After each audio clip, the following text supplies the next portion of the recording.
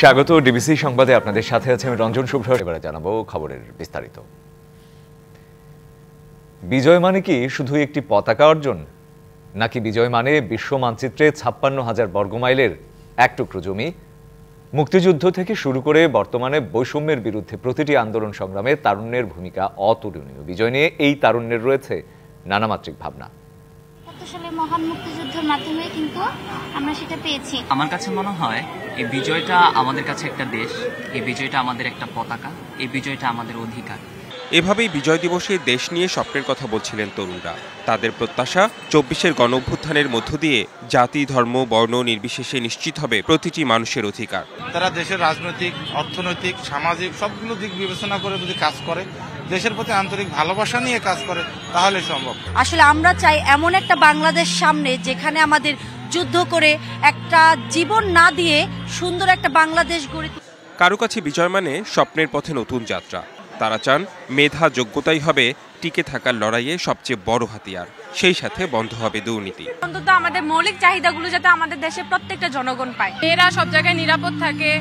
জনগণের মৌলিক অধিকার ও অপরিহার্য সংস্কারের মাধ্যমে বাংলাদেশকে একটি আধুনিক রাষ্ট্রে পরিণত করাই তাদের লক্ষ্য। আমাদের চেষ্টা করতে হবে সকলকে ঐক্যবদ্ধ হয়ে কাজ করার, যাতে আমরা দেশকে অনেক ভালোভাবে পরিচালনা করতে পারি। আমার বাংলাদেশকে উন্নত এবং সমৃদ্ধ করতে, যাতে আমাদের দেশটা সব দেশের সাথে পরিচিত লাভ করতে। আর যেন মাথাচাড়া দিয়ে উঠতে না পারে কোনো স্বৈরশাসক। প্রতিটি মানুষই হয়ে উঠুক দক্ষতার এক একটি ক্ষেপণাস্ত্র। আমরা একটা বাক স্বাধীনতাপূর্ণ একটা দেশের স্বপ্ন দেখি এবং সবাই যেন সবার অধিকার ফিরে পায়, এটাই আমাদের প্রত্যাশা এই ১৬ ডিসেম্বরে সবার কাছে। আর বিজয়ের আনন্দ যেন শুধু দিবসে আটকে না থাকে, এই প্রত্যাশাও দেশ গড়ার কারিগরদের। Redwan Ahmed, DBC news, Dhaka. মহান বিজয় দিবসে রাজধানীতে চলছে নানা ধরনের আয়োজন, আর সেসব আয়োজনে অংশ নিচ্ছে ঢাকাবাসী, নাগরিকেরা। এই মুহূর্তে ঢাকা বিশ্ববিদ্যালয়ের টিএসসিতে আছেন সহকর্মী রিফাত তাসনুভা, তার কাছ থেকে খবর নেবে। এবং পাশাপাশি রাজধানীর চন্দ্রিমা উদ্যানে আমাদের আরেক সহকর্মী ইকবাল অনিক রয়েছেন, তার কাছ থেকেও একটু খবর নেবো। আমি টিএসসিতে যেতে চাই। তাসনুভা, বিজয়ের শুভেচ্ছা। নতুন সময়ে এসে রাজধানীবাসী, বা আসলে শুধু রাজধানীবাসী না, মানে বাংলাদেশের মানুষ আসলে এই বিজয়কে কিভাবে উদযাপন করছে, আপনার মাধ্যমে একটু সেটাই শুনবো। যে আমার পেছনে নানা আয়োজন রয়েছে। এই মুহূর্তে আমি দাঁড়িয়ে রয়েছি ঢাকা বিশ্ববিদ্যালয়ের চারুকলায়, এবং চারুকলার পেছনে চারুকলার এখানে এই আয়োজনটি করা হয়েছে। এখানে নানান রকমের কবিতা আবৃত্তি এবং তরুণ সমাজ যারা রয়েছে তারা বিভিন্ন রকমের নাচ, গান, অভিনয়, কবিতা আবৃত্তির মাধ্যমে তারা তাদের মনে ভাব প্রকাশ করছে। আসলে এখানে তরুণ সমাজ যে বিষয়টি বারবার করে বলছেন, তারা ৭১কে দেখছেন চেতনা হিসেবে, এবং ২৪-এর যে গণ অভ্যুত্থান সেইটিকে তারা দেখছেন অধিকার আদায়ের লড়াই হিসেবে। অর্থাৎ এই ২৪-এ গণ অভ্যুত্থানের মধ্য দিয়ে গত ৫৩ বছরে যে অধিকারের আদায় হয়নি, যে অনেক মানুষ রয়েছে তারা তাদের মনে ভাব প্রকাশ করতে পারতো না, নানা রকমের ভয় তাদের মধ্যে কাজ করতো। এগুলো আসলে সাধারণ মানুষের কথা, এগুলো তরুণদের কথা। তারা বলেছেন যে সেই অধিকার, সেই কথা বলার অধিকার তারা আদায় করতে চায়। তারা যেন কোনো রকমের বৈষম্যের শিকার না হয়, শিক্ষাক্ষেত্রে যেন মেধার বিচার করে, মেধা দিয়ে বিচার করা হয় যোগ্যতা, সেই বিষয়টি যেন নিশ্চিত হয়, সেটা তারা চান। তারা চান যেন শিক্ষা প্রতিষ্ঠান থেকে শুরু করে সব জায়গায় তাদের একটি সুন্দর পরিবেশ নিশ্চিত করা হয়, তারা যেন নিরাপদ পরিবেশ পায় একটি শিশু, সেই জিনিসটি তারা নিশ্চিত করতে চান। বিজয় মানে কিন্তু তাদের কাছে সেই জিনিসটাই বারবার ধরা দিচ্ছে। বিজয় মানে কিন্তু তাদের কাছে শুধুমাত্র একটি স্বাধীন ভূখণ্ড পাওয়া নয়, বিজয় মানে কিন্তু তাদের কাছে শুধুমাত্র একটি স্বাধীন পতাকা বাতাসে উড়বে সেটি নয়। তাদের কাছে হচ্ছে সেই যে স্বাধীনতা, সেই যে বিজয়, সেটিকে যেন তারা রক্ষা করতে পারে। একটি ছোট শিশু থেকে শুরু করে একদম বয়স্ক বৃদ্ধ লোকটি পর্যন্ত যেন সুচিকিৎসা নিশ্চিত করতে পারে এদেশের মাটিতে, সেটাই কিন্তু তারা চায়। এবং একই সাথে তারা এটাও বলছেন কোনো রকমের রাজনৈতিক ক্রন্দল যেন এদেশে না থাকে, কোনো রাজনৈতিক দল যেন এদেশে শাসক হিসেবে না থাকে, তারা যেন মানুষের সহযোগী হিসেবে পাশে থাকে, সেই বিষয়টি যেন নিশ্চিত হয়। পরবর্তী নির্বাচন হোক বা যে কারণেই হোক, সেই বিষয়গুলো তারা নিশ্চিত করতে চান। এভাবে কিন্তু ঢাকা বিশ্ববিদ্যালয়ের আরও বিভিন্ন জায়গায়, অর্থাৎ টিএসসি থেকে শুরু করে সব জায়গায় রয়েছে আরও অনেক আয়োজন। আমরা আছি এখানে, আপনাদের পরবর্তীতে আরও জানাবো বিজয় উদযাপনের খবরাখবর। নিশ্চয়ই রিফাত, আপনাকে ধন্যবাদ। আমি একটু যেতে চাই ইকবাল অনিকের কাছে। ইকবাল অনিক, আমি বিশ্ববিদ্যালয় এলাকা থেকে শুনছিলাম চন্দ্রিমা উদ্যানে নিশ্চয়ই নানা শ্রেণী পেশার সাধারণ মানুষ জড়ো হয়েছে। একটু আপনার মাধ্যমে তাদের প্রত্যাশা এবং তাদের যে চাওয়া সেটিও জানতে চাই। ইকবাল। রঞ্জন, 1971 সালের আজকের এই দিনে কিন্তু হচ্ছে পাকিস্তান বাহিনী আত্মসমর্পণের মধ্য দিয়ে কিন্তু একটি নতুন সার্বভৌমত্বের সৃষ্টি হয়, সেটি হয় বাংলাদেশ। এই বাংলাদেশের সৃষ্টি হয় নতুন একটি, আজকের দিনটি কিন্তু বাংলাদেশের মানুষের কাছে বিশ্বের কাছে মাথা উঁচু করে দাঁড়াবার দিন। আমরা এই মুহূর্তে আছি চন্দ্রিমা উদ্যানে। সেখানে কিন্তু দেখতে পেরেছি যে আপনার পরিবার পরিজন নিয়ে এখানে ঘুরতে এসেছেন, বিজয় দিবসকে উদযাপন করছেন সাধারণ মানুষ। সেখানে কিন্তু কোমলমতি শিশুদেরকে নিয়ে এসেছেন তাদের পরিবারের বাবা মারা, যাতে হচ্ছে এই বিজয় দিবসটি কেমন বা কী হয় তাদেরকে শেখানোর জন্য। বিজয় দিবসে তারা অনেক কিছুই শেখানোর রয়েছে। বিজয় যেহেতু এই সব কিছুর মধ্যে দিয়ে একটি আনন্দের দিন বাংলাদেশের জন্য। আমরা এই মুহূর্তে যে তরুণরা রয়েছেন, যে এখানে ঘুরতে এসেছেন তরুণরা, তাদের সঙ্গে আমরা কথা বলেছি। তারা একটি বৈষম্যহীন সমাজ গড়ার জন্য জুলাই আগস্টে কিন্তু আন্দোলন করেছিল। সেই আন্দোলনের কারণে একটি ফ্যাসিবাদ সরকারের পরাজয় হয়েছে। সেই পরাজয় থেকে আজকে কিন্তু এবারই কিন্তু প্রথম 24-এর যে বিজয় দিবস রয়েছে, সেই বিজয় দিবসটি হচ্ছে সারা বাংলাদেশের মানুষের কাছে কিন্তু অন্যরকম একটি দিন। আমরা এখানে তরুণরা রয়েছেন, তাদের সঙ্গে একটু কথা বলে জানবো তাদের আগামী দিনের প্রত্যাশা কি। এই যে এখানে তো আপনি আছেন, ঘুরতে বিজয় দিবস উদযাপন করতে এসেছেন, যে জুলাই আগস্টের আন্দোলনের পর কিন্তু নতুন একটি স্বাধীনতা পেয়েছি আমরা। সেই স্বাধীনতার প্রেক্ষিতে আপনারা কি প্রত্যাশা করছেন আগামীতে? জুলাই অভ্যুত্থানের পরে আমরা যে স্বাধীনতা পেয়েছি সেটা নিয়ে বলবো যে অনেকগুলো বছর পর মনে হলো যে বাংলাদেশের মানুষ যেই উদ্দীপনা নিয়ে এই বিজয় অর্জন করেছিল, আজকে সেই স্বাধীনতা নিয়ে তারা এই বিজয় উদযাপন করতে পারতেছে। নির্দিষ্ট কোনো গোত্র অথবা নির্দিষ্ট কোনো দলের কোনো আহাজারি নেই, কোনো নাম নেই, ঢাকঢোল পিটানো নেই। খুব সুন্দরভাবে আমাদের বিজয়ের যে সময়টা শুরু হয়েছে। আজকে দেখতেছি বাংলাদেশের সবাই এবং নির্বিশেষে সবাই, মানে এখানে কোনো নির্দিষ্ট দল নেই, কোনো হানাহানি নেই, মারামারি নেই, সবাই একসাথে হয়ে আজকের বিজয় উদযাপন করতেছে। এই জিনিসটাই সবচেয়ে বেশি ভালো। ধন্যবাদ আপনাকে। তো শুনছিলেন যে এই যে এবারের বিজয় দিবসটা কিন্তু যে তরুণদের মাঝে কিন্তু এক ধরনের আলাদা রকম কিন্তু বিষয় মনে হচ্ছে। আরেকজনের সঙ্গে আমরা কথা বলবো। তিনি হচ্ছে প্রত্যক্ষভাবে হচ্ছে জুলাই আগস্টে বুলেটের আঘাত খেয়েছেন। তিনি কি বাংলাদেশ প্রত্যাশা করছেন? তো আপনি তো অনেক আপনাকে ধন্যবাদ। নিশ্চয়ই পরবর্তীতে আরও শুনবো আপনার কাছ থেকে। বাংলাদেশের বিজয় দিবসে সামাজিক যোগাযোগ মাধ্যমে দেয়া ভারতের প্রধানমন্ত্রীর প্রতিক্রিয়ায় তৈরি হয়েছে বিতর্ক। বাংলাদেশের মুক্তিযুদ্ধকে ভারতের যুদ্ধ বলে দাবি করে পোস্ট দিয়েছেন নরেন্দ্র মোদী। তিনি বলেছেন, 1971 সালের 16 ডিসেম্বর মহান বিজয় দিবসে পাকিস্তানের বিরুদ্ধে ঐতিহাসিক জয় পেয়েছিল ভারত। সেই জয়ে সাহসী ভারতীয় সৈনিকদের আত্মত্যাগ চিরস্মরণীয় হয়ে থাকবে। তার পোস্টের ক্ষুব্ধ প্রতিক্রিয়া জানিয়েছেন আইন উপদেষ্টা আসিফ নজরুল ও বৈষম্য বিরোধী ছাত্র আন্দোলনের আহ্বায়ক হাসনাত আব্দুল্লাহ। নরেন্দ্র মোদীর পোস্টে তীব্র প্রতিবাদ জানিয়ে আসিফ নজরুল বলেন, 16 ডিসেম্বর বাংলাদেশের বিজয়ের দিন, ভারত ছিল এই বিজয়ের মিত্র, এর বেশি কিছু নয়। বাংলাদেশের সার্বভৌমত্বের ওপর আঘাত আখ্যা দিয়ে এই হুমকির বিরুদ্ধে লড়াই চালিয়ে যাওয়ার ঘোষণাও দেন হাসনাত আব্দুল্লাহ।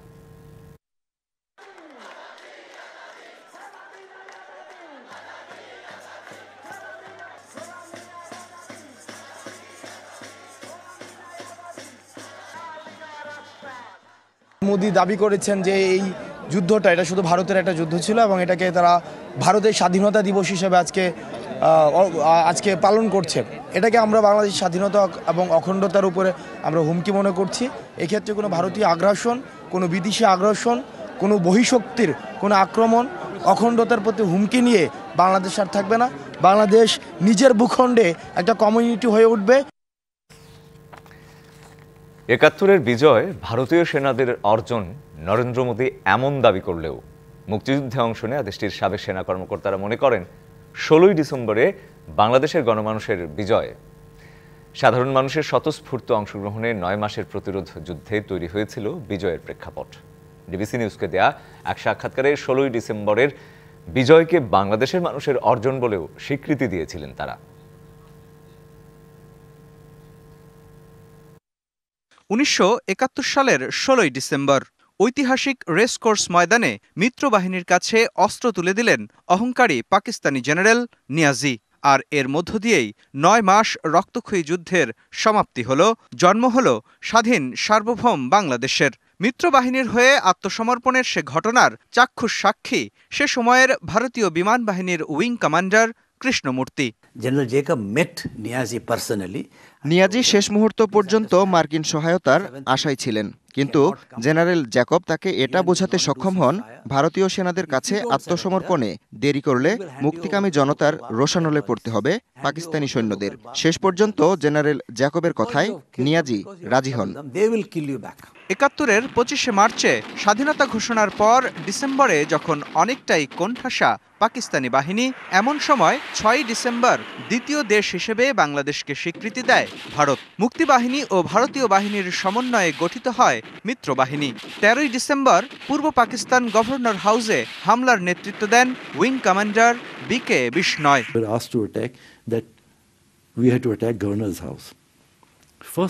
১৩ই ডিসেম্বর আমার উপর দায়িত্ব পড়ে ঢাকার সার্কিট হাউসে বিমান হামলার, কিন্তু উড্ডয়নের শেষ মুহূর্তে নতুন নির্দেশনা আসে গভর্নর হাউসে বোমা ফেলার।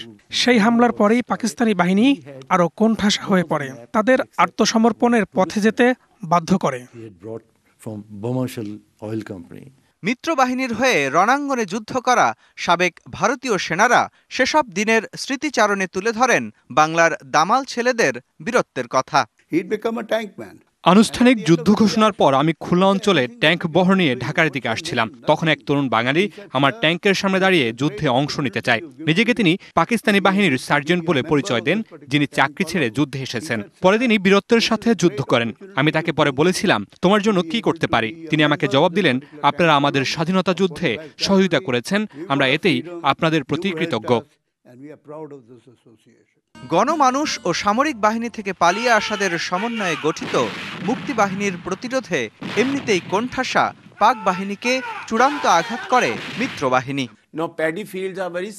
পথ ছিল অচেনা। যুদ্ধক্ষেত্রে যাওয়ার পথে একটি ব্রিজ পার হচ্ছিলাম আমরা। সেনাবাহী গাড়িগুলো পার হওয়ার পরে যখন গোলা বারুদের গাড়িটি ব্রিজে উঠল, তখন তা ভেঙে যায়। এ অবস্থায় গ্রামবাসী এগিয়ে আসে, তারা মাথায় ঘাড়ে করে আমাদের রসদ পৌঁছে দেয়। আমি জামালপুরেও যুদ্ধ করেছি, সেখানেও সাধারণ মানুষ আমাদের নিঃস্বার্থভাবে সহযোগিতা করেছে। আমি বলতে চাই, গণমানুষের আন্তরিক সহযোগিতা ছাড়া আমাদের কাজ এতটা সহজ হতো না। আমি তাদের প্রতি কৃতজ্ঞতা জানাই।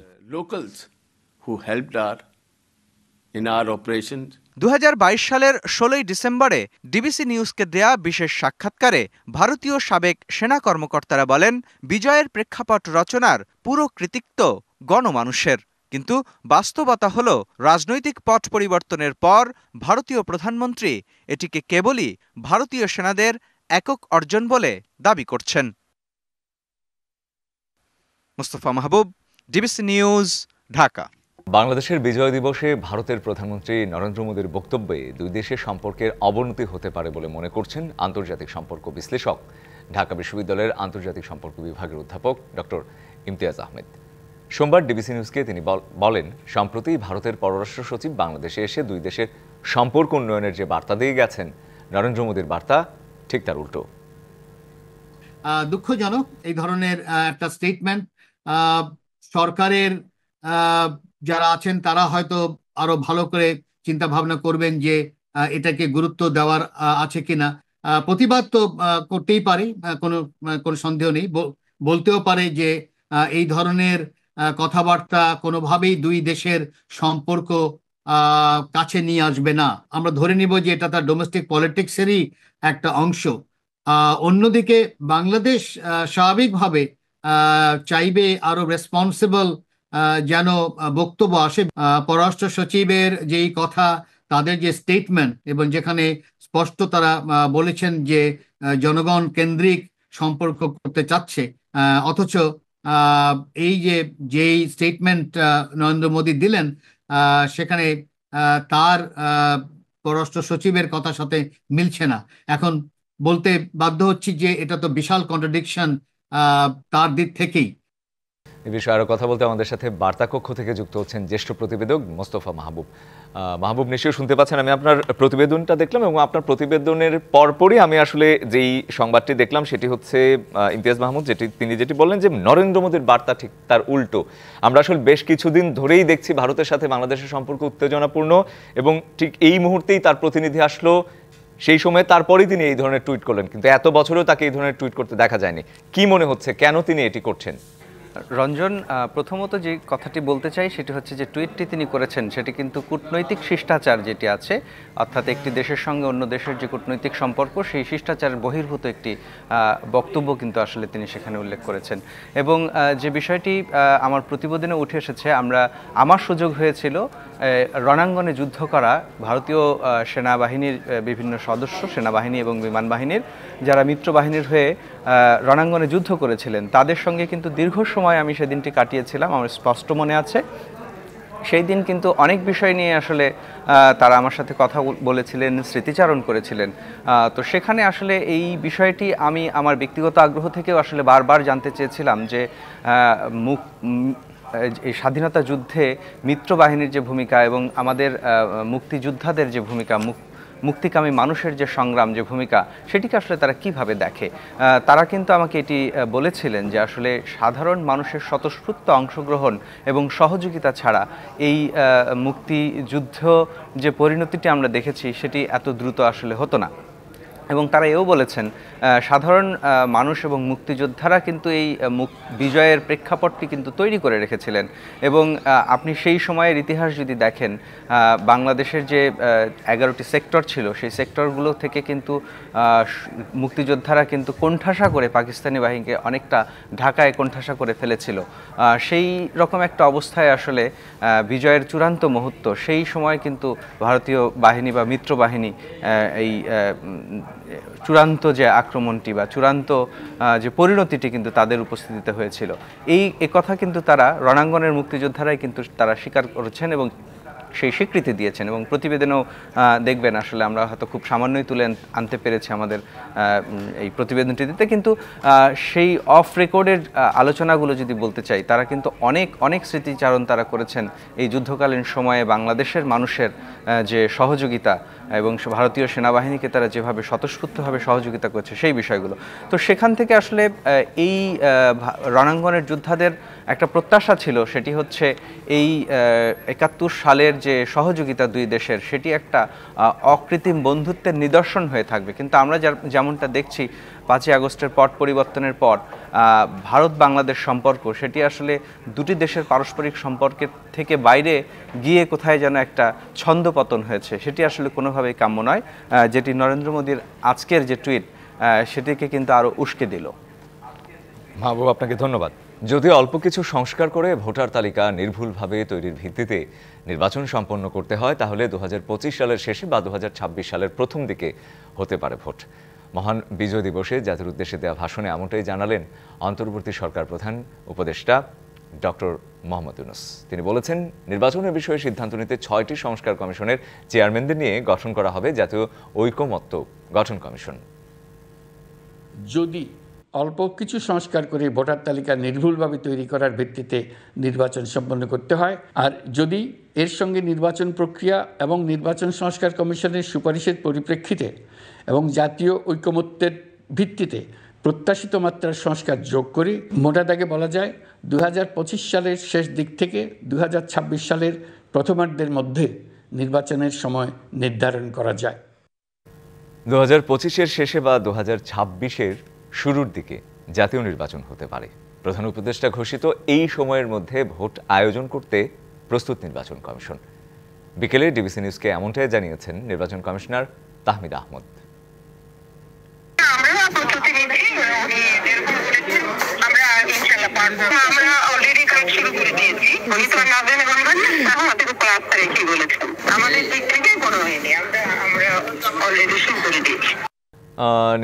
নির্বাচন কমিশন, প্রধান উপদেষ্টার বক্তব্য, নির্বাচনের প্রস্তুতি সবকিছু মিলিয়ে আরও জানাতে স্টাফ রিপোর্টার নূপুর মাহমুদ বার্তাকক্ষ থেকে যুক্ত হচ্ছেন আমাদের সাথে। নূপুর, নিশ্চয়ই শুনতে পাচ্ছেন। আমি দেখলাম তহমিদা বেগম আহমদের যে বক্তব্য এবং প্রধান উপদেষ্টার বক্তব্য, সেটিও শুনলাম। আমার আপনার কাছে প্রশ্ন থাকবে, নির্বাচন কমিশন বলছে আসলে প্রস্তুত, সত্যিকার অর্থে আপনি তাদের সাথে কথা বলেছেন, কাজ করছেন দীর্ঘদিন ধরে, আপনার কাছে কি মনে হচ্ছে যে তারা বা আপনাকে কিভাবে জানিয়েছে তারা আসলে সেই প্রস্তুতির কোনো নমুনা দেখতে পাচ্ছেন কিনা?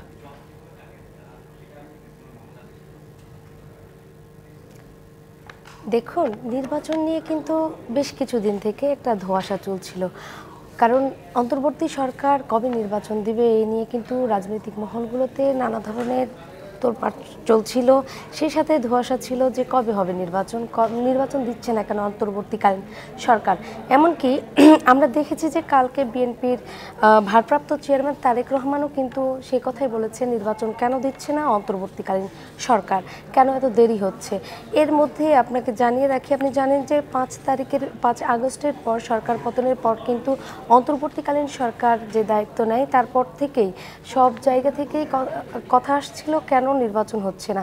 তো এই সব কিছুকে একসাথে করেই কিন্তু আজকে মহান বিজয় দিবসের ভাষণে প্রধান উপদেষ্টা কিন্তু এমনই একটি বক্তব্য দিয়েছে যে খুব শীঘ্রই নির্বাচন হতে যাচ্ছে বা সম্ভবত একটি তারিখ ঘোষণা করা যাবে।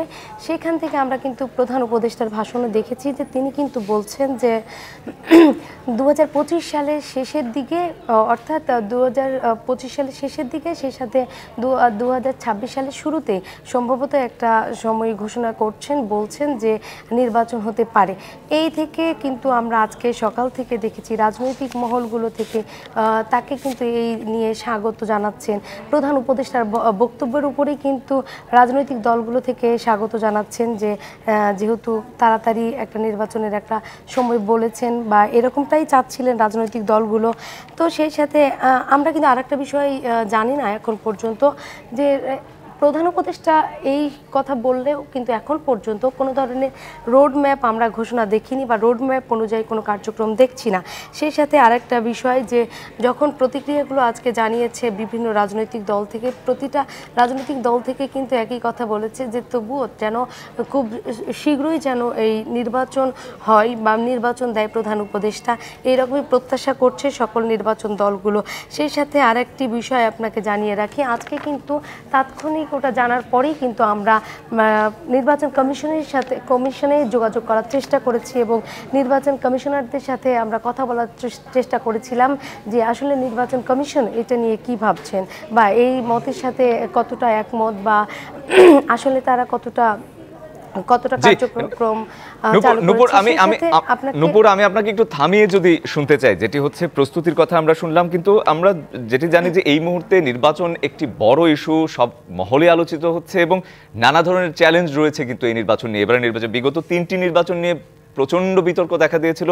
সেই ক্ষেত্রে একটি রাজনৈতিকভাবে নিরপেক্ষ সরকার, সেই সরকারের অধীনে যেই নির্বাচন হবে সেটি আসলে কতটা সুষ্ঠু হবে, অবাধ হবে, সেই দিকেও তাকিয়ে আছে মানুষ। সেক্ষেত্রে এই চ্যালেঞ্জগুলো মোকাবিলায় নির্বাচন কমিশন কতটা প্রস্তুত বলে আপনার কাছে তারা জানিয়েছেন? হ্যাঁ, আপনি দেখুন, নির্বাচন কমিশন কিন্তু বারবার বলছে তারা কিন্তু একটি সুষ্ঠু নির্বাচন উপহার দিতে চায় এবার জাতিকে, কারণ বারবার কিন্তু নির্বাচনগুলো প্রশ্নবিদ্ধ হওয়ার কারণে আওয়ামী লীগ সরকারের সময় কিন্তু তাদের বেঁধে দেওয়া একটা নির্বাচন হয়, আর যার কারণে বারবার প্রশ্নবিদ্ধ হয় বলেও কিন্তু জনগণ বলেছে। এমনকি আমরা বিভিন্ন প্রতিবেদন করেছি যেগুলো থেকে কিন্তু আমরা বারবার জেনেছি যে তারা বলছেন যে এগুলো প্রশ্নবিদ্ধ নির্বাচন ছিল। সেই কারণেই আমাদের নতুন নির্বাচন কমিশন যেটি গঠন করা হয়েছে, সেখান থেকে কিন্তু আমরা যখন কথা বলেছি বা তাদের প্রতিক্রিয়া জানার চেষ্টা করেছি, তখনও কিন্তু তারা বারবার বলেছেন যে একটি সুষ্ঠু নির্বাচন, জাতিকে গ্রহণযোগ্য একটি সুষ্ঠু নির্বাচন দেওয়াই হবে তাদের মূল লক্ষ্য এবারে নির্বাচন কমিশনের। তো আমরা যখন আজকের বিষয়টি বলি, যদি আপনাকে আজকে যখন আমরা তাহমিদা আহমদের সাথে কথা বলেছিলাম মুঠোফোনে, তখন কিন্তু সে বলেছে আমাদেরকে যে প্রধান উপদেষ্টা যে বক্তব্য দিয়েছে সেই বক্তব্যের উপরই বেজ করে কিন্তু তিনি বলেছেন যে ঘোষিত সময়ের মধ্যে নির্বাচন করতে প্রস্তুত নির্বাচন কমিশন।